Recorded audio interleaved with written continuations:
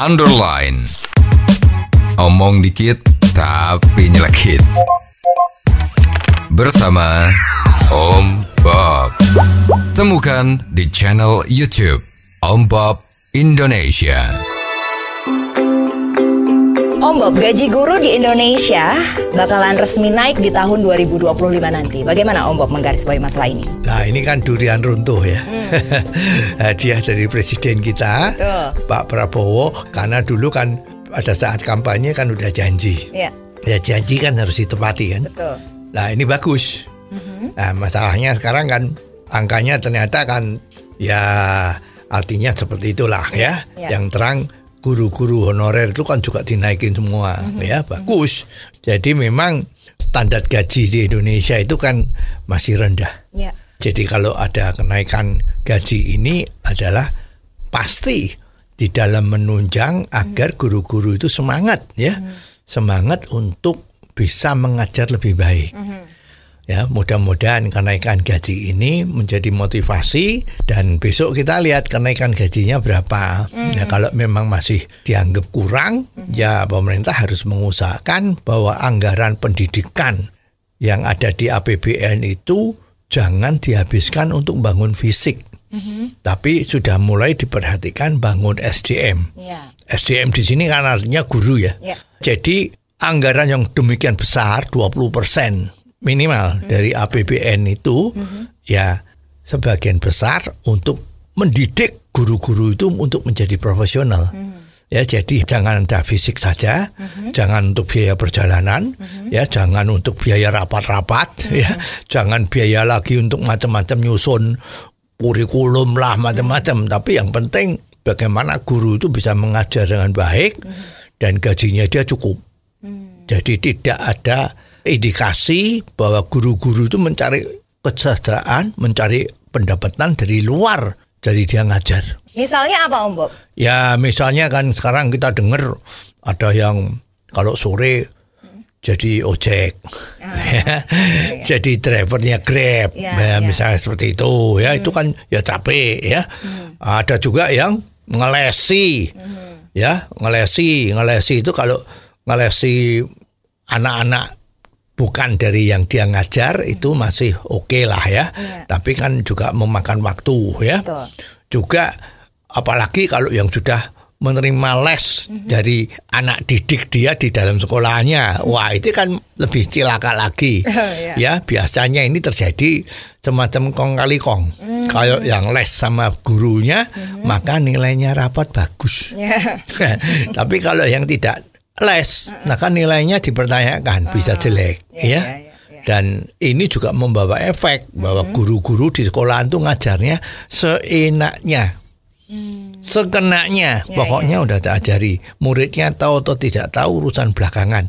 Yang penting yang nggak tahu, yang kepengen dapat nilai baik, ayo les sama saya sore hari di rumah. Bisa gurunya itu datang atau muridnya yang datang, ya. Pilihan di konsumen gitu kan. Tapi kalau kita amati kenaikan gaji ini kan sama rata ya Om Bob. Apakah ini politik yang tepat? Ya memang susah ya. Sama rata itu sebetulnya bukan adil loh. Ya, yang namanya adil itu harusnya tidak sama rata. Konsep di dalam manajemen, baik yang dalam soal manajemen SDM, ya di sini juga SDM, juga manajemen terhadap guru ya. Itu adalah konsepnya harus siapa yang lebih pintar ngajar, maka gajinya lebih gede ketimbang guru yang tidak bisa pintar ngajar, yang kualitasnya biasa-biasa saja. Ya, jadi kalau sama rata semua ya ini terus terang nggak adil. Nah kalau sudah nggak adil, itu bisa mengakibatkan guru-guru yang merasa pinter atau memang kenyataan tuh dia pinter ngajarnya menjadi nggak puas. Kalau nggak puas ya dia akan ngajarnya kurang semangat.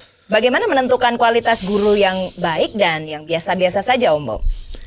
Kalau sekarang kita tuh mendapatkan predikat bahwa pendidikan di Indonesia itu jatuh tangga yang paling bawah di ASEAN, maka harusnya kan diutamakan kesejahteraan yang lebih tinggi itu untuk guru-guru yang ngajarnya hebat.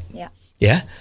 Tapi sekarang kenyataannya kan mutu pendidikan di Indonesia itu jelek.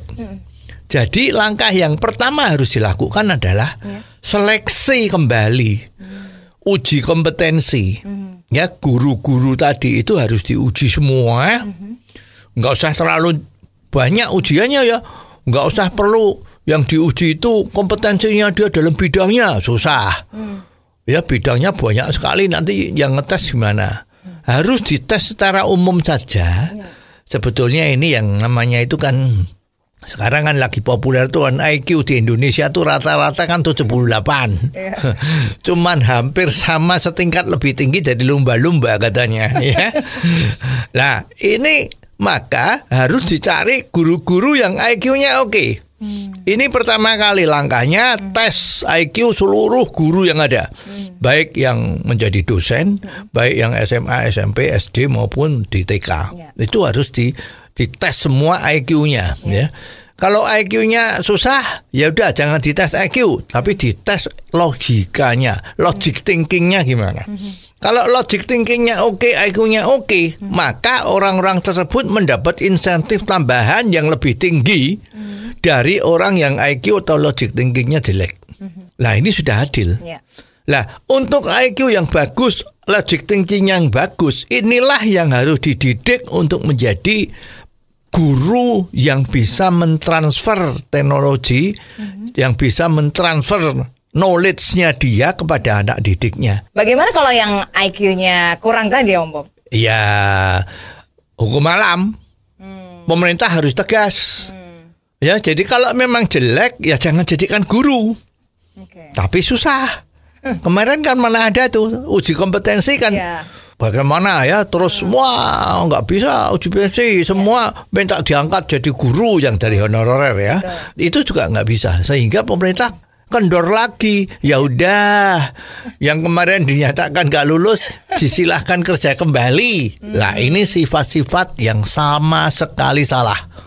Ya, jadi sekarang ini setelah ada perbaikan gaji ini, lakukanlah segera tes logika atau tes IQ dan pilihlah hanya IQ bagus, logika bagus yang boleh mengenyam pendidikan menjadi guru yang baik. Dan merekalah yang menjadi cikal bakal pendidik di Indonesia untuk pendidikan Indonesia yang supaya lebih bagus.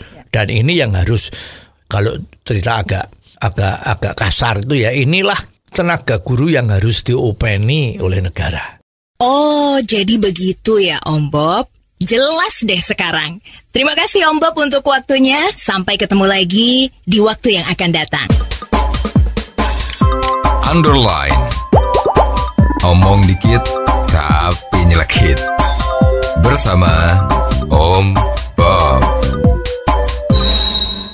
Jika Anda suka dengan channel ini, jangan lupa subscribe, like, dan komen.